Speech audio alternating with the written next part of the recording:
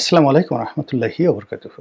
সম্মানিত দর্শক, এবারের যে ২১শে পদক প্রদান অনুষ্ঠান, সেই অনুষ্ঠানকে কেন্দ্র করে নানা ঘটনা এবং এবার যাদেরকে ২১শে পদকে ভূষিত করা হয়েছে, তাদেরকে নিয়ে যে সকল লঙ্কা কাণ্ড ঘটেছে, এটি অনেক ক্ষেত্রে বিনোদন দিয়েছে, এটি অনেক ক্ষেত্রে বেদনা তৈরি করেছে, এটি সরকারকে বিতর্কের মধ্যে ফেলেছে এবং সহায়ক তারেক রহমান তিনিও বিব্রতকর একটি অবস্থার মধ্যে পড়েছেন। এই কাহিনীগুলো, এই ঘটনাগুলো নিয়ে সংক্ষেপে আপনাদের কাছে কিছু বলার চেষ্টা করব। আপনি জানেন যে বাংলাদেশে যে কজন নামকরা কবি আছেন, তাদের মধ্যে কবি মোহন রায়হান অন্যতম। তিনি বাংলাদেশে বেশ পরিচিত বিভিন্ন কারণে। সুদর্শন, ধনী, স্মার্ট এবং সমাজের এলিট যে শ্রেণী, এই এলিট শ্রেণীদের সঙ্গে তার দহরম মহরম। আমাদের দেশের কবিরা সাধারণত দরিদ্র হয়, অন্যেরা ডাকে একটু মদঠদ খায়, জামা কাপড় এলোমেলো থাকে, তারপর শেষে পোশাক আশাকে কোনো ছিঁড়ি বিচ্ছিরি থাকে না, ৬ ধারের ৯ ধার থাকে না, এইরকম। কিন্তু মোহন রায়হান এবং কবি ফজল শাহাবুদ্দিন, এরশাদের খুব ঘনিষ্ঠ ছিলেন ফজল শাহাবুদ্দিন।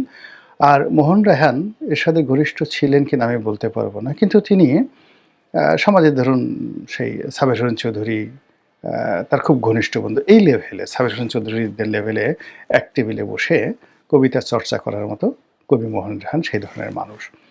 তো যা হোক, সেই মোহন রায়হানকে এবার পুরস্কার দেওয়া হলো। তিনি আবার জাতীয় কবিতা পরিষদের সভাপতি। সবাই বলল যে না, এটা ভালো কাজ হয়েছে, কিন্তু শেষমেশ আবার দেখা গেল যে তাকে পুরস্কারটা দেওয়া হলো না, স্থগিত করা হলো। কারণ কি, তিনি কর্নেল তাহেরকে নিয়ে একটি কবিতা রচনা করেছিলেন। তো কর্নেল তাহেরকে কোন জন্মে কবি মোহন রায়হান কর্নেল তাহেরকে নিয়ে কবিতা রচনা করেছিলেন, আমরা সব মানুষ ভুলেই গিয়েছিলাম, এগুলো জানতাম না। এখন এই যে স্থগিত হওয়ার কারণে সবাই খুঁজে খুঁজে সেই কবি মোহন রায়হানের সেই কবিতা পড়ছেন, কর্নেল তাহেরকে নিয়ে তিনি কী লিখেছেন। এরপরে আবার বাংলাদেশের একজন খুব বিখ্যাত শিল্পী, আমার বন্ধু মানুষ ছিল, সঞ্জীব চৌধুরী। অসাধারণ সেই গান গাইতেন। বাংলাদেশের অনেকগুলো বিখ্যাত গানগুলো তার সৃষ্টি। সেই যে মরমী কবি, মরমী গায়ক শাহ আব্দুল করিম, তার যে বিখ্যাত গানগুলো যিনি জনপ্রিয় করেছেন, তোমার মানে সেই গানগুলো আমি তোমাকেই বলে দেব, সেই যে বিখ্যাত গানগুলো, অনেক বিখ্যাত গান, সঞ্জীবের অনেক বিখ্যাত গান রয়েছে। দেখলাম যে সেও কর্নেল তাহেরকে নিয়ে অসাধারণ জনপ্রিয় কতগুলো গান গেয়েছেন, যেগুলো আসলে সামনে আসেনি, কিন্তু এখন এই মোহন রায়হানের এই ঘটনার পরে সামনে চলে এসেছে। এখন এই কাজগুলো কারা করলো, কি দরকার ছিল? মানে মোহন রায়হান তো পুরস্কার চাননি, কেন তাকে পুরস্কারের জন্য মনোনীত করা হলো এবং কারা করলো? আবার তারেক রহমান সাহেব তো তাকে বাদ দিতে বলেননি, বা একটা কবিতার যে কি গুরুত্ব এবং সেই কবিতার কারণে কি লঙ্কার সৃষ্টি হবে বাংলাদেশের মতো জায়গাতে, এটা নিয়ে এই মুহূর্তে রাষ্ট্রের এত সমস্যার মধ্যে এটা নিয়ে এই মুহূর্তে চিন্তা ভাবনা করার সময় তারেক রহমান সাহেবের আছে বলে আমার কাছে মনে হচ্ছে না। তো যদি এরশাদ হইতো, তাহলে এরশাদ বুঝতো, এরশাদ স্বভাবজাত কবি ছিলেন, যে সব শালা কবি হবে। কবি রফিকুল্লাহ সেই বিখ্যাত কবিতা যখন ছাপা হলো, তখন কবি এরশাদ ভীষণ রকম রেগে গেলেন এবং তাকে গ্রেপ্তার করলেন। তিনি অনেক রিকোয়েস্ট করেছিলেন।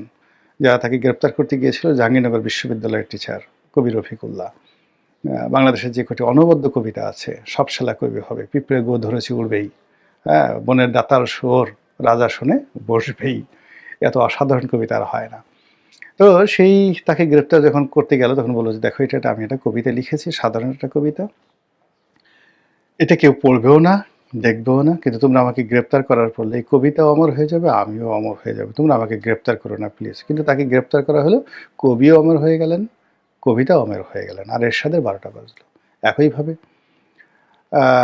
30 সেট অলঙ্কার, এরশাদের 30 সেট অলঙ্কার, এটা নিয়ে একটা লেখা লিখলেন শফিক রেহমান। এরশাদ ভীষণভাবে খেপে গেলেন, জাইজুদ্দিনের শফিক রেহমানকে গ্রেপ্তার করার জন্য চেষ্টা করলেন, এই বিখ্যাত হয়ে গেলেন। সেই যে 30 সেট অলঙ্কার, মানে যাকে বলে বাংলাদেশে এটা গালি হয়ে গেল। সংসদে যে সমস্ত মহিলারা যান সংরক্ষিত আসরে, তাদেরকে সবাই সেই এরশাদের 30 সেট অলঙ্কার হিসেবে সবাই টিটকারি করে, টিল নাও এখন পর্যন্ত। তারপরে এরশাদ জামানাতে আর একটা লেখার জন্য সেই মতিউর রহমান চৌধুরীর বিরুদ্ধে হুলিয়া জারি করা হলো, দুর্নীতিবাজদের উল্লাস নৃত্য। সেই লেখাটা যদি খবরের কাগজে ছাপা হয়েছিল, যদি মামলা না হতো আমি সেই লেখাটা পড়তাম না। আমার তো সেই লেখাটা মুখস্থ হয়ে গেছে, পুরো মুখস্থ। বহুবার সেই লেখার কথা বলেছি। তো মতিউর রহমান চৌধুরী মানবজমিনের সম্পাদক অনেক লেখা লিখেছেন, কিন্তু এই একটা লেখার কারণে তিনি সেই অমরত্ব লাভ করেছেন। তো এরকম আর কি এক একজন সেই মানে তাকে বিখ্যাত বানিয়ে দেয় শাসকরা তাদের বিভিন্ন কর্মকাণ্ডের কারণে। মোহন রায়হানকেও এইভাবে বিখ্যাত বানিয়ে দেওয়া হলো। এখন তিনি আজকের এই সময়টাতে আমি যখন ভিডিও করছি তখন আমি জানি না আজকে তিনি সংবাদ সম্মেলন করছিলেন যে তিনি সরকার যে তার ব্যাপারে সিদ্ধান্ত আবার পরিবর্তন করে নতুন সিদ্ধান্ত নিয়েছেন যে তাকে পুরস্কার দেওয়া হবে। আর তিনি পুরস্কার নেবেন কি নেবেন না এটা তিনি জানাবেন সংবাদ সম্মেলন করে আজকে। এই সংবাদ সম্মেলনের খবর এখন পর্যন্ত আমার কাছে আসেনি, হোয়াট এভার মেবি, কিন্তু তিনি কবি মোহন রায়হান হিসেবে যতটা বিখ্যাত ছিলেন জনাব তারেক রহমান সাহেবের কল্যাণে, তার রেজিমের কল্যাণে, তার কর্তা ব্যক্তিদের কল্যাণে, তার মন্ত্রী মিনিস্টারদের কল্যাণে তিনি অমরত্ব লাভ করেন। কিন্তু সমস্যা যেটা হলো সেটা হলো কর্নেল তাহের। কর্নেল তাহেরের যে ফাঁসি, মৃত্যু, এটা বিএনপির অন্যতম একটি black spot, black hole. Awami লীগের যেমন বাকশাল, এই বাকশাল শব্দ আসলেই আওয়ামী লীগের মাথা খারাপ হয়ে যায়, তেমনি কর্নেল তাহেরের ফাঁসির কথা আসলেই জনাব শহীদ প্রেসিডেন্ট জিয়াউর রহমান, তার যত গৌরব উজ্জ্বল ভূমিকা রয়েছে, যত সততা রয়েছে, ন্যায়পরায়ণতা রয়েছে, সবগুলোর উপর একটা স্পট পড়ে যায়, কালো ছায়া পড়ে যায়। তো কাজেই কর্নেল তাহেরের বিষয়টি এটি সামনে আনাটা আসলে কোনো অবস্থাতে বুদ্ধিমানের কাজ নয়। বলা হয়ে থাকে কর্নেল তাহের যে কাজগুলো করেছেন, হোয়াট এভার মেবি, তার নিজের স্বার্থে করেছেন, সেনাবাহিনী ধ্বংস করার জন্য করেছেন, আওয়ামী লীগের বিরুদ্ধে করেছেন, যা কিছু করুক না কেন, কিন্তু এই কর্নেল তাহেরের এই ঘটনার ফলে দুটো ঘটনা ঘটেছে। এক হলো জিয়াউর রহমান সাহেব বন্দি দশা থেকে মুক্তি পেয়েছেন, আর ২ নম্বরে হলো যে তিনি রাষ্ট্র ক্ষমতা দখল করতে পেরেছেন। কাজেই he should be grateful towards colonel Taher, কিন্তু সেটা না করে কর্নেল তাহেরের যে সংক্ষিপ্ত বিচার এবং যেভাবে তাকে ফাঁসিতে দেওয়া হয়েছে, এবং এই কর্নেল তাহেরের ফাঁসি নিয়ে যত নাটক হয়েছে, গল্প হয়েছে, কবিতা হয়েছে, কাহিনী হয়েছে, এটা মানুষের হৃদয়ে ভীষণ রকমভাবে মানে মর্মস্পর্শী। মানে তিনি ফাঁসির আগে কি করেছেন, কি খেয়েছেন, কি বলেছেন, এগুলো রীতিমতো কবিতা হয়ে গেছে। আর এই কবিতা যত সামনে আসবে ততই জিয়াউর রহমানকে ম্লান করে দেওয়া হবে, জিয়াউর রহমানের কর্মকাণ্ডকে আরও বিতর্কিত করে দেওয়া হবে। একই ঘটনা কিন্তু ঘটেছিল সৈয়দ কুতুবের ক্ষেত্রে। আপনারা জানেন যে বাংলাদেশে যেমন জামাত ইসলামী আছে, এই জামাত ইসলামের একটা ডুপ্লিকেট কপি আছে মিশরে, সেটা হলো মুসলিম ব্রাদারহুড। তো সেই মুসলিম ব্রাদারহুডের যে প্রধান ব্যক্তি ছিলেন 50-এর দশকে, 40-এর দশকে সৈয়দ কুতুব, এবং তাকে বলা হতো আধ্যাত্মিক নেতা।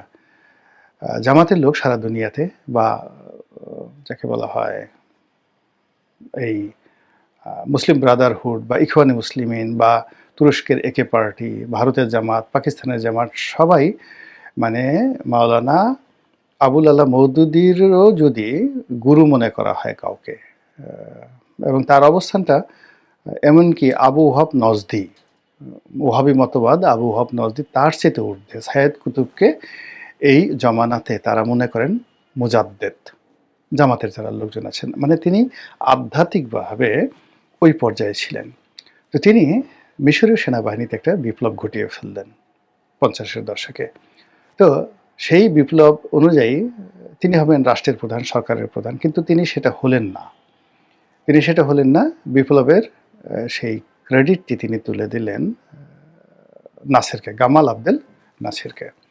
কিন্তু নাসের খুবই স্মার্টলি যেটা দেখলেন যে সৈয়দ কুতুব যেভাবে সেনাবাহিনীর উপর প্রভাব দেখাচ্ছে এবং কেউ নাসেরের কথা শুনছে না, সৈয়দ কুতুব যেভাবে বলছে রাত বলছে রাত, দিন বললে দিন। এবং এই যে বাংলাদেশে আপনি যে জিনিসটা আপনি দেখেন যে ডক্টর মোহাম্মদ ইউনূসের জমানাতে মূলত এরকম সৈয়দ কুতুবের মতো প্রভাবশালী হয়ে পড়েছিলেন কিন্তু আমাদের ডাক্তার শফিকুর রহমান। তিনিও জামাতের আধ্যাত্মিক নেতা, তাকে সবাই জিন্দাওলি, টাটকাওলি বলতেন, এবং সব মানুষ তার কাছে যেত এই 17 মাসে। তো এটা তো আসলে তারেক রহমান সাহেব, বিএনপি যারা লোকজন, এমনকি যারা জামাত বিরোধী লোক, তাদেরকে পছন্দ হওয়ার কথা না। তো শফিক সাহেব হয়তো সেনাবাহিনীর মধ্যে তার প্রভাবটা ওইভাবে দেখাননি, কিন্তু ডক্টর মোহাম্মদ ইউনূসকে দিয়ে তিনি সেনাবাহিনীতে ব্যাপক পরিবর্তন করার চেষ্টা করেছেন বলে বিভিন্ন রকম অভিযোগ আসছে। এখানে অভাব এবং অভিযোগ, আমি শব্দটি ব্যবহার করেছি। এখানে অভাব বলতে যে সেনাবাহিনীর মধ্যে আসলে ওই পরিবর্তনগুলো দরকার ছিল না, কিন্তু ওটা তৈরি করার জন্য চেষ্টা করা হয়েছে, এটাকে আমি অভাব বলছি। আর অভিযোগ হলো যে তিনি এই কাজটি করতে পারেননি, বা এই কাজটি করার জন্য যে চেষ্টা করেছেন জামাতের পক্ষ থেকে, জামাত মাইন্ডেড বিভিন্ন লোককে বড় বড় পদে বসানোর চেষ্টা করেছেন, এটাকে আমি অভিযোগ বলছি। তো একই অবস্থা হচ্ছিল মিশরীয় সেনাবাহিনীতে, এবং মিশরীয় সেনাবাহিনী যে one of the biggest military in the middle east. তো গামাল আব্দেল নাসির তখন লেফটেন্যান্ট কর্নেল ছিলেন, একজন লেফটেন্যান্ট কর্নেল ছিলেন যখন তিনি বিপ্লব দেন। তিনি এই বিষয়টা মেনে নিতে পারছিলেন না, আর হজমও করতে পারছিলেন না। ফলে তিনি অনেকটা ঝুঁকি নিয়ে সেই সৈয়দ কুতুবকে গ্রেপ্তার করে ফেলেন। গ্রেপ্তার করার পর তাকে বিচারের কাঠগড়ায় দাঁড় করান এবং তাকেও ফাঁসি দেন, সৈয়দ কুতুবকে ফাঁসি দেন। এবং ওটা এখনও পর্যন্ত মুসলিম ব্রাদারহুড, জামাত সবার কাছে একটা গল্পের মতো কাহিনী। সৈয়দ কুতুবের কথা স্মরণ হলে এবং তার ঘটনা বর্ণনা করে, ওয়াজে বর্ণনা করে বহু হুজুর কেঁদে কেটে, বিশেষ করে জামাতি হুজুর যারা আছে, কেঁদে কেটে গড়াগড়ি করেন আর কি। তো এইরকম সৈয়দ কুতুবের মৃত্যু এবং তার যে অভ্যুত্থান, এটি যেভাবে সাহিত্যে মর্যাদা পেয়েছে, এটি নিয়ে এপিক তৈরি হয়েছে, মহাকাব্য তৈরি হয়েছে মিশর এবং সারা দুনিয়াতে। একইভাবে বাংলাদেশে যতদিন বাংলাদেশ থাকবে কিয়ামত পর্যন্ত এই কর্নেল তাহেরের যে ৭ই নভেম্বরের সিপাহী জনতার বিপ্লব, তার অভ্যুত্থান, তার জাসদ গঠন এবং তার ফাঁসি, এটা একটা কবিতা। এটাকে নিয়ে নাড়াচাড়া দেওয়াটা বুদ্ধিমানের কাজ নয় কোনো অবস্থাতেই। এই মুহূর্তে যদি কেউ বলার চেষ্টা করে তাহের সাহেব খারাপ ছিলেন, তাহের সাহেব রং ছিলেন, জিয়া ওয়াজ রাইট, কোনো অবস্থাতেই আপনি যেটা মানে সাহিত্য যেটাকে মর্যাদা দেয়, যেমন মহাভারত একটা সাহিত্য, আপনি রামকে রামায়ণের চরিত্রে বাড়িয়ে নিতে পারবেন না। আপনি কৃষ্ণকে কিংবা ধরুন অর্জুনকে, কিংবা আপনি যুধিষ্ঠিরকে, ধর্মপুত্র যুধিষ্ঠিরকে, বা কিংবা আপনি শকুনকে, কিংবা আপনি পঞ্চপাণ্ডবকে আপনি মহাভারতের বাইরে নিতে পারবেন না। যত সত্য কথা বলতে গেলে লোকজন হিন্দুরা রাস্তায় নেমে আসবে। তো এরকম একটা ইতিহাস যখন কাউকে ওই মর্যাদা দিয়ে, যে আপনি সেই বিষাদ সিন্ধু, কারবালার বিষাদ সিন্ধু যেভাবে কারবালার ঘটনা তুলে ধরেছে, কিংবা কবি নজরুল ইসলামের কারবালা যে কবিতা, নীলসে আসমান লালে লাল দুনিয়া, আম্মা লাল তেরি খুনকিয়া খুনিয়া, কাঁদে কোন ক্রন্দশী কারবালার ফোরাতে, আপনি এই কবিতার বাইরে ইমাম হাসানকে নিতে পারবেন না। এর বাইরে আপনি এজিদকে বসাতেই পারবেন না। এজিদ নিয়ে একটা ভালো কথা বলার সাথে সাথে লোকজন বলবে তুই খুনি, তুই কাফের, তুই বেঈমান, তুই মুনাফেক, তুই তুকারি করে আপনাকে বলবে। তদ্রূপ কর্নেল তাহের বাংলাদেশের ইতিহাসে এরকম একটা লিজেন্ড হয়ে আছে। ঠিক সেই জায়গাটি সরকারের প্রথম এই জায়গাতে এসে খোঁচা মেরে কর্নেল তাহেরকে এই সময়কে সামনে নিয়ে আসলো। এই সময় কেন জাসদকে সামনে নিয়ে আনা হলো, এই যে একটা ব্লান্ডার হয়ে গেল, এই ব্লান্ডার তারেক রহমান সাহেব আগামী 5 বছর শত চেষ্টা করেও তিনি এটাকে আর পিছনের সারিতে নিতে পারবে না। এই মোহন রায়হান এই কবিতা, এই তারেক জিয়া বাঁচতে থাকবে। একইভাবে বিএনপির বিগত জমানাতে যেটা ছিল বদনাম, চাঁদাবাজ, হাওয়া ভবন, খাম্বা, আচ্ছা এখন গত 17 মাস ধরে জামাত, তারপর চরমোনাই সবাই মিলে চেষ্টা করেছে এই খাম্বা চাঁদাবাজকে এস্টাবলিশ করার জন্য, কিন্তু পারে নাই, 17 মাসে পারে নাই। কিন্তু যেই মুহূর্তে মন্ত্রী রবিউল, শেখ রবিউলের মুখ দিয়ে এই চাঁদাবাজির সাফাই বের হয়ে গেল, মুহূর্তের মধ্যে এখন আবার সেই চাঁদাবাজি চলে আসছে, পার্সেন্টেজ বেড়ে গেছে, আবার সেই ভবনের নাম চলে আসছে। এখন রবিউল সাহেব যতই চেষ্টা করুক না কেন, মানে তিনি যখন বলার চেষ্টা করছেন যে চাঁদা আর চাঁদাবাজি আলাদা, তিনি চাঁদার কথা বলছেন, চাঁদাবাজির কথা বলেনি। এটা হলো গু নিয়ে যদি আপনি ঘোরাঘুরি করেন, যদি বলেন যে এটা হলো মানে কুকুরের গু, এটা বিড়ালের গু, আর এটা ইঁদুরের গু, মানে লোকজন আপনাকে কি বলবে, শালা পাগল হয়ে গেছে। তো এরকম আসলে কতগুলো জিনিস আছে যে এই জিনিসগুলো আপনি যদি একবার ভুল করে বলে ফেলেন, সেগুলো দ্বিতীয়বার আসলে বলতে হয় না। দ্বিতীয়বার কখনো বলতে হয় না।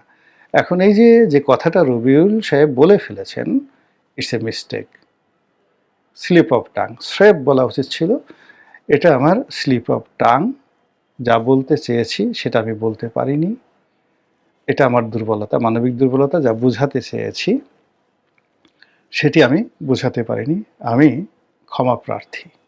আমি যেন ভবিষ্যতে এই পদে থেকে সুন্দরভাবে কথা বলতে পারি, এজন্য আল্লাহর সাহায্য চাই। এবং সেই অনুযায়ী হযরত মুসা আলাইহিস সালাম সেই দোয়াটা যেটি কোরআনে বর্ণনা করা আছে, তিনি যদি বলতেন রব্বিশ রাহলি সদরি ওয়া ইয়াসসির লি আমরি ওয়াহলুল উকদাতাম মিন লিসানি ইয়াফকাহু কওলি, এতটুকু মুখস্থ করে বলার সাথেই মানুষের রাগ মুহূর্তের মধ্যে শূন্য হয়ে যেত, কেউ কোনো একটু শব্দ করতে পারতো না। কিন্তু সেটা না বলে তিনি টেলিভিশনে আসছেন, চাঁদা কি, চাঁদাবাজি কি, মসজিদের চাঁদা, মানে তিনি মসজিদে চাঁদা দিচ্ছেন, ক্লাবে চাঁদা দিচ্ছেন, দলে চাঁদা দিচ্ছেন, এটা বর্ণনা করছেন। আবার অন্যদিকে মানে জোর করে যারা চাঁদা আদায় করছে সেটা যে এক না, সেটা বোঝানোর চেষ্টা করছেন। আরে এটা তো বাংলাদেশে একটা তেলাপোকাও বুঝে, এটা বাংলাদেশে একটা তেলাপোকা বোঝে। কিন্তু মসজিদে আমি যেভাবে বেহেশত পাওয়ার জন্য চাঁদা দেই, শাহবাগ মোড়ে মালিক সমিতির নামে যখন গাড়ির থামিয়ে ড্রাইভারের কাছ থেকে চাঁদাটা আদায় করা হয়, তখন সে কোন বেহেশতের লোভে চাঁদা দেয়? পিট্টি খাওয়ার ভয়ে, মার খাওয়ার ভয়ে বাধ্য হয়ে সে চাঁদা দেয়, 10টা গালি দেয়। এই কারণে ওই যে মালিক সমিতির নামে যে চাঁদাটা নিচ্ছে, ওই যে গাড়ি যে চালাচ্ছে সে মালিকও নয়, শ্রমিকও নয়, সে গাড়িটা ভাড়া নিছে একজনের কাছ থেকে, রামের কাছ থেকে ভাড়া নিছে ডেইলি 5,000 টাকা। সারাদিন সে যাই চালাতে পারুক বা না পারুক, তাকে 5,000 টাকা জমা দিতে হবে। আবার এর মধ্যে যদি ওই সমিতির নামে তার কাছ থেকে চাঁদা কালেকশন করা হয়, তার যদি সামর্থ্য থাকতো, ওই ড্রাইভারের যদি সামর্থ্য থাকতো, তাহলে ওই চাঁদাবাজ যারা চাঁদা কালেকশন করছে ওদেরকে ধরে কই মাছ যেভাবে কাছে ওইভাবে কাচতো। তারপরে বলতো বোম্বাই মরিচান, বেটে বেটে ওই জায়গাতে লাগা, ও ছটফট করুক, আমি একটু দেখতে চাই। এইরকম এই যে সড়ক পরিবহনে যারা চাঁদাবাজি করেন, চাঁদা কালেকশন করেন, তাদের ব্যাপারে মানুষের রাগ, ক্রোধ এবং ক্ষোভ, মানুষ এগুলো দিতে চায় না। এমনকি মানে একেবারে সরকার নির্ধারিত যে জিনিসগুলো আছে, আমরা টোল দেই বিভিন্ন জায়গায়, সরকার নির্ধারিত। তো টোল যেভাবে কালেকশন করা হয়, আমরা দেখা গেল যে সেই এক্সপ্রেসওয়েতে উঠছি, তো একে তো টোল দিচ্ছি, কিন্তু সেই টোল দেওয়ার জন্য 1 ঘন্টা 1.5 ঘন্টা লাইনে থাকতে হচ্ছে, ফলে মানুষ বিরক্ত হয়ে যায়। এগুলো একটা বিকল্প পদ্ধতি উন্নত দেশের মতো না নেওয়া পর্যন্ত এটাকে মানে সরকারের বৈধ যে টোলগুলো রয়েছে, সেই টোল নিয়েও কিন্তু মানুষের বিরক্তি কম না। তো এই যে বললাম যে অনেক কিছু হচ্ছে এই জমানাতে, অনেক কিছু হচ্ছে যেটা কিনা নতুন প্রধানমন্ত্রী তার জন্য বার্ডেন তৈরি করছে। এবং তিনি অনেক বিষয়গুলো চান না, অনেক বিষয়গুলো জানেন না, অনেক বিষয়গুলো হোক এটাও চান না। কিন্তু তারপরেও কিছু মানুষের অতি উৎসাহ, কিছু মানুষের তেলবাজি, কিছু মানুষের ওভার স্মার্টনেস, এই নতুন যে নবীন সরকার তাকে বিপদ এবং বিপত্তিতে ফেলে দিচ্ছে এবং তাকে আবার সেই পুরনো যে দুর্নাম বদনাম, সেই দুর্নাম বদনামের দিকে টেনে নিয়ে যাচ্ছে। জনাব ইকবাল হাসান মাহমুদ টুকু, ওনাকে বিদ্যুৎ মন্ত্রী করা হয়েছে। উনি আগের সরকারে বিদ্যুৎ মন্ত্রী ছিলেন যখন হাওয়া ভবন ছিল, এবং সেই সময়টাতে সারা বাংলাদেশে বিদ্যুতের যে ত্রাহি অবস্থা ছিল, সেই ত্রাহি অবস্থার জন্যই মূলত বিএনপির পতন শুরু হয়েছিল। আপনাদের মনে আছে যে এই বিদ্যুতের দাবিতে যে আন্দোলন হয়েছিল, কানসাট আন্দোলন, সেখানে যে হত্যাকাণ্ড, সেই হত্যাকাণ্ডর জের ধরে সেই কানসাট আন্দোলন, পল্লী বিদ্যুৎ আন্দোলনের যে নেতা, তাকে শেখ হাসিনা, তৎকালীন বিরোধী দলীয় নেত্রী, তিনি তার বাসভবনে সুধা সদনে ডেকে এনেছিলেন এবং সম্ভবত পরবর্তীতে মনোনয়নও দিয়েছিলেন। এবং সেখান থেকে যে আন্দোলন বিএনপির বিরুদ্ধে করা হলো, ফলে বিএনপির জন্য অনিবার্যভাবে একটি ১১ এসেছিল। ২০০১ থেকে ২০০৬ পর্যন্ত বিএনপির জন্য ১ নম্বর সমস্যা ছিল বিদ্যুৎ সমস্যা। ২ নম্বর সমস্যা ছিল হাওয়া ভবন খাম্বা 10% কমিশন। এই জিনিসগুলো ছিল ২ নম্বর সমস্যা। যদি ১ নম্বর সমস্যাটা না থাকতো ২ নম্বর সমস্যাটা হয়তো হতো না। বোঝার চেষ্টা করুন, যখন বিদ্যুৎ সমস্যা হলো এবং বিদ্যুৎ নেই কিন্তু খাম্বা আছে। আবার এই খাম্বার সাথে জড়িত হাওয়া ভবন। ফলে হাওয়া ভবনের উপর যে লোড পড়েছে, এই বা মিস্টার তারেক রহমানের সঙ্গে যে 10% নাম যুক্ত হয়েছে, বিদ্যুতের সমস্যা থাকলে এই বাকি দুটো সমস্যা হতো না। 10% নামটাও আসতো না, আর খাম্বা নামটাও আসতো না। আচ্ছা বলেন তো, বিএনপির জমানাতে যতগুলো খাম্বা তৈরি হয়েছিল তার চেয়ে ১,০০০ গুণ খাম্বা কি আওয়ামী লীগের জমানাতে তৈরি হয়নি? যত খাম্বা বিএনপির জমানাতে অব্যবহৃত পড়েছিল তার চেয়ে বেশি খাম্বা কি এখনো পড়ে নেই? কিন্তু কেন এখন বিদ্যুৎ প্রতিমন্ত্রী ছিল আওয়ামী লীগের নসরুল আহমদ বিভু, তাকে কেন খাম্বা বিভু বলা হয় না? বলেন কেন বলা হয় না? এর কারণটা হলো, মানুষ বিদ্যুতের অভাবটা অনুভব করেনি। রাষ্ট্রের ক্ষতি হয়েছে, চুরি হয়েছে, চামারি হয়েছে, এটা রাষ্ট্রের ব্যাপার, রাষ্ট্র টু রাষ্ট্র বা অনেক হাই লেভেলের ব্যাপার। কিন্তু জনগণের মধ্যে এটা নিয়ে কোনো নেতিবাচক প্রতিক্রিয়া তৈরি হয়নি। কিন্তু ২০০১ থেকে ২০০৬ সনে বিএনপিকে ডুবানোর জন্য ১ নম্বর মন্ত্রণালয়, ১ নম্বর কারণ ছিল এই বিদ্যুৎ মন্ত্রী এবং বিদ্যুৎ মন্ত্রণালয়। জাতির সৌভাগ্য বা দুর্ভাগ্য, সৌভাগ্য এই অর্থে যে মানুষ ব্যর্থতা থেকে শেখে, আর যেখানে মানুষ পড়ে যায় সেখান থেকেই মানুষ উঠে দাঁড়ায়। সেই অর্থে বিদ্যুৎ মন্ত্রী যিনি এখন হয়েছেন মিস্টার টুকু, তো তার হাত দিয়ে বিএনপির উত্থান হতে পারে। আর দুর্ভাগ্য হলো যে একই ভুল যদি মানুষ বারবার করে তাহলে প্রকৃতি কখনো ক্ষমা করে না। ২০০১ সনে জনাব ইকবাল হাসান মাহমুদ টুকু সাহেবের যে স্ট্যামিনা ছিল, শক্তি ছিল, তার ১০ ভাগের ১ ভাগও ওনার এখন থাকার কথা নয়। ওনার বয়স হয়েছে। আর সবচেয়ে বড় ব্যাপার হলো, উনি যেন তেন মানুষ নন। উনি ওয়ান্স আপন এ টাইম শেখ কামালের খুব ঘনিষ্ঠ বন্ধু ছিলেন। বাংলাদেশের যে কটি এলিট পরিবার রয়েছে সেই কটি এলিট পরিবারের তিনি একজন সদস্য। তারপর তার আত্মীয় স্বজন মোটামুটি সবাই আওয়ামী লীগ করে। শেখ সেলিম তার বিআই, এটা সবাই জানেন। শেখ কামাল বন্ধু শেখ সেলিম বিআই।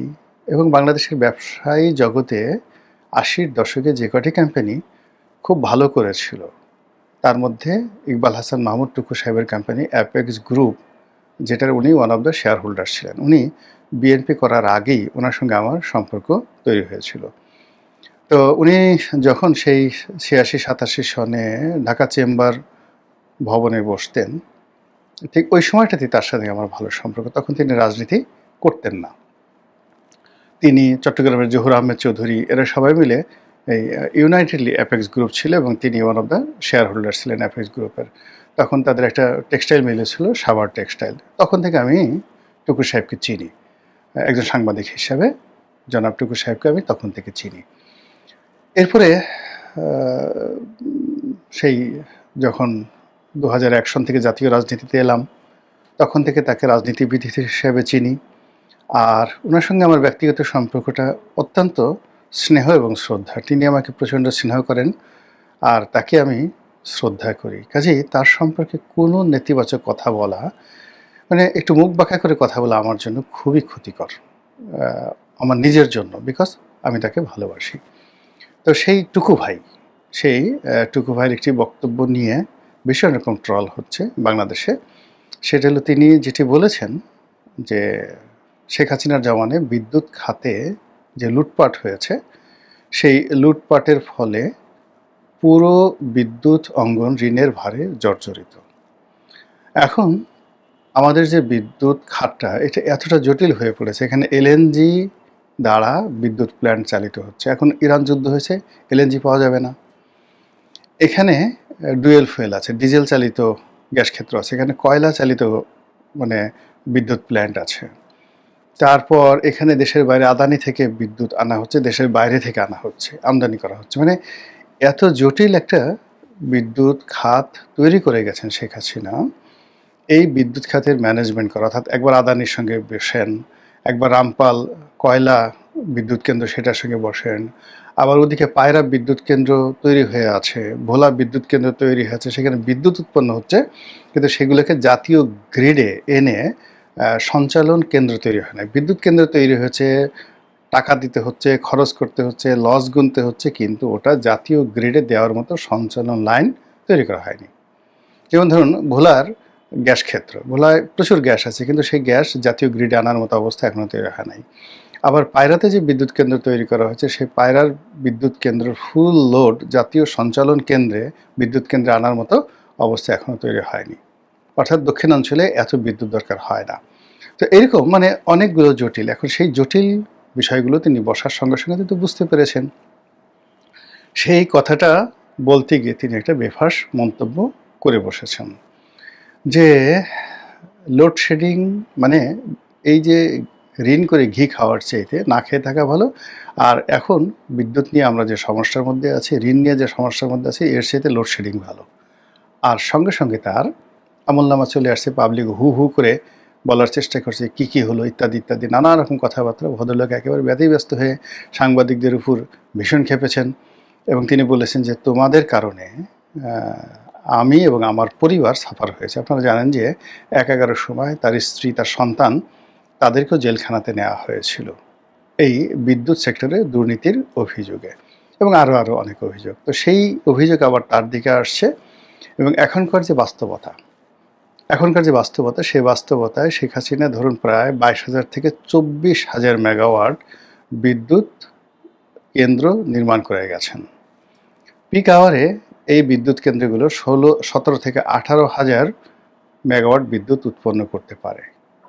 আর এই বিদ্যুৎ কেন্দ্রগুলো চালানোর জন্য যে নগদ অর্থ দরকার, যে সাবসিডি দরকার, তারপরে এখানে যে যাকে বলা হয় এখানে যে লোড ম্যানেজমেন্ট আছে, সিস্টেম লস আছে, সব মিলিয়ে সরকারের যে ক্ষয় খরচা তাতে বছরে প্রায় ৪০,০০০ কোটি টাকার মতো এখানে ভর্তুকি দিতে হচ্ছে। আবার বলি ৪০,০০০ কোটি। তো ৪০,০০০ কোটি টাকা সিস্টেম লস অন্যান্য মিলিয়ে যদি ভর্তুকি দিতে হয়, তারপর এখানে যে বিদ্যুৎ প্ল্যান্টগুলো হয়েছে সেটা বাবদ যদি বছরে কয়েক লক্ষ কোটি টাকা ঋণ শোধ করতে হয়, তাহলে এই যে বিদ্যুতের মেনটেন্যান্স থেকে শুরু করে সমস্ত কিছু করা এটা সম্ভব নয়। এই মুহূর্তে যে সকল কোম্পানির কাছে বিদ্যুৎ নেওয়া হয়েছে তারা আদানি সহ অন্যান্য কোম্পানি প্রায় ১,০০,০০০ কোটি টাকা সরকারের কাছে পাবে। আবার বলছি ১,০০,০০০ কোটি টাকা সরকারের কাছে পাবে। সরকারের কাছে ঘোড়ার ডিম কোনো টাকা নাই। ডক্টর মোহাম্মদ ইউনূস স্থানীয় মুদ্রা ব্যবস্থা থেকে ১,২০,০০০ কোটি টাকা সে ঋণ করে গেছে। এখন টাকা ছাপিয়ে, তারপরে শেষে রিজার্ভ থেকে টাকা ভাঙিয়ে, বিদেশ থেকে লোন এনে কোনো অবস্থাতেই এই ২২,০০০ ২৩,০০০ মেগাওয়াট বিদ্যুৎ উৎপন্ন করে গ্রাহক পর্যায়ে, ভোক্তা পর্যায়ে পৌঁছে দিয়ে পরিস্থিতি সামাল দেওয়ার মতো অর্থনৈতিক অবস্থা নাই। যদি ২২,০০০ মেগাওয়াট চালাতে হয় সরকারকে ৫০,০০০ কোটি টাকা ভর্তুকি দিতে হবে প্রতি বছর। কোথা থেকে দেবে টাকা বলেন? এটা বিদ্যুৎ মন্ত্রী বুঝতে পেরেছে। ফলে কি হলো, আগামী যে মানে যাকে বলা হয় গ্রীষ্ম আসছে, আপনি ধরে নিতে পারেন এই গ্রীষ্ম ২০০২ সনের গ্রীষ্মের মতো মানে ব্যাপক বিপর্যয় তৈরি করবে। এটা বাস্তবতা। এই যে এলএনজি, এখন এলএনজি দিয়ে যে সকল মানে বিদ্যুৎ প্ল্যান্ট চালানো হচ্ছে, ইরান ইরাক যুদ্ধের কারণে এই প্ল্যান্টের মানে পাবে কোথায়? বিদ্যুতের মূল্য আপনাকে বাড়াতেই হবে। হরমুজ প্রণালী ইরান বন্ধ করে দিয়েছে। হরমুজ প্রণালী ইরান বন্ধ করে দেওয়ার কারণে তেলের দাম একদিনের মধ্যে লাফিয়ে $40 বেড়ে গেছে। একদিনে পার ব্যারেল $40 বেড়ে গেছে। এটা $200 যাবে। যদি আগামী 10 দিনে এভাবে চলতে থাকে হরমুজ প্রণালী, $200 পার ব্যারেল হবে। বাংলাদেশের পক্ষে $200 ব্যারেলে তেল কিনে $80 দামে সেগুলো আবার ভর্তুকি দিয়ে জনগণের কাছে দেওয়া অসম্ভব ব্যাপার। আর যদি ভর্তুকি না দিয়ে তেলের দাম বৃদ্ধি করা হয়, 1 মিনিটের মধ্যে সারা বাংলাদেশ অচল হয়ে পড়বে। লঞ্চ ধর্মঘট, জাহাজ ধর্মঘট, ট্রাক ধর্মঘট, পরিবহন ধর্মঘট, এমনকি এই যে মেট্রো রেলে আপনারা চলতেছেন এইগুলোরও ভাড়া দ্বিগুণ করতে হবে। এছাড়া কোনো উপায় নাই। বলেন কি অবস্থা যাচ্ছে? তো এই সব মিলিয়ে যে একটা লোডশেডিং ধেয়ে আসছে, এতে আপনার কোনো সন্দেহ নেই এবং লোডশেডিংয়ের সাথে সাথে মূল্যস্ফীতি বাড়বে, দ্রব্যমূল্যের দাম বাড়বে, তারপরে মুদ্রাস্ফীতি বাড়বে, টাকার দাম কমে যাবে। ডলারের মূল্য কোনো অবস্থাতেই সরকার এই যে গত 17 মাস ধরে যেভাবে রাখছে 122 টাকা 123 টাকা, এটা রাখা সম্ভব হবে না, ইম্পসিবল। ডক্টর মোহাম্মদ ইউনূসের সময় যেটা জিনিসটা হয়েছে এখন সেই সরকারের সময় সেটা হবে না। তার সঙ্গে সঙ্গে ঘুষ বাড়বে, অর্থাৎ এই সমস্ত কাজকর্ম যখনই হবে অনিয়ম তখন ঘুষ বাড়বে, দুর্নীতি বাড়বে। আর ওই যে আগে যে 10%-এর বদনাম হতো, এটা মানুষ বাড়িয়ে বলবে এখন 10% না, মিস্টার 20% বা মিস্টার 25%। ক্যান ইউ ইমাজিন কি একটা অবস্থার মধ্যে আমরা যাচ্ছি? এবং তার সঙ্গে সঙ্গে অন্য যে অভাব অভিযোগগুলো ধেয়ে আসছে, সেই অভাব অভিযোগের সঙ্গে আইনশৃঙ্খলার অবনতি, মাদক বৃদ্ধি, জেএনজি, রাজপথ উত্তপ্ত হওয়া থেকে শুরু করে আর কত যে দুর্ভোগ দুর্দশা জাতির ঘাড়ে আসছে। কাজেই সবর করুন, পরিস্থিতি মেনে নেওয়ার চেষ্টা করুন এবং সরকারের জন্য পরামর্শ হলো বি ওপেন, সত্য কথা বলুন এবং খোলামেলা কথা সবার কাছে বলুন এবং প্রিয় মুখ দিয়ে। অর্থাৎ এখন যে কথাটা টুকু সাহেব বলেছেন সেই কথাটা যদি তারেক রহমান সাহেব বলতেন, সেই কথা যদি খলিলুর রহমান সাহেব বলতেন, খলিলুর রহমান আপনারা যতই সমালোচনা করেন না কেন, he can speak very nicely, অনেক সুন্দর করে তিনি কথা বলতে পারেন। কিংবা সরকার যে ডাক্তার জাহিদকে নিয়েছে বুদ্ধিজীবী কোঠায় টেলিভিশন টক শো করা থেকে, তো জাহিদের মুখ দিয়ে যদি এই কথা বলা হয়, মাহাদি আমিনের মুখ দিয়ে যদি এই কথাগুলো বলা হয়, তাহলে এটা হয় কি যে মন্ত্রণালয়গুলো নিরাপদ থাকে। এতগুলো উপদেষ্টা নেওয়া হয়েছে মূলত কি জন্য বলেন তো? এখন মন্ত্রীকে যদি সরাসরি আপনি সামনের সারিতে ফেলে দেন, সেখানে স্বরাষ্ট্রমন্ত্রী বলেন বা পররাষ্ট্রমন্ত্রী বলেন কিংবা যোগাযোগ মন্ত্রী বলেন, এই যোগাযোগ মন্ত্রী এক কথা বলে কি বিপদের মধ্যে পড়ছে দেখেন। তো সব মিলে আমার কাছে মনে হচ্ছে যে সামনের যে কঠিন সময়গুলো আসছে সেই সময়গুলোতে সমন্বয় করাটা খুব জরুরি হয়ে পড়েছে। মহান আল্লাহ আমাদের সবাইকে হেদায়েত দান করুন এবং হেকমত দান করুন। আসসালামু আলাইকুম ওয়া রাহমাতুল্লাহি ওয়া বারাকাতুহু।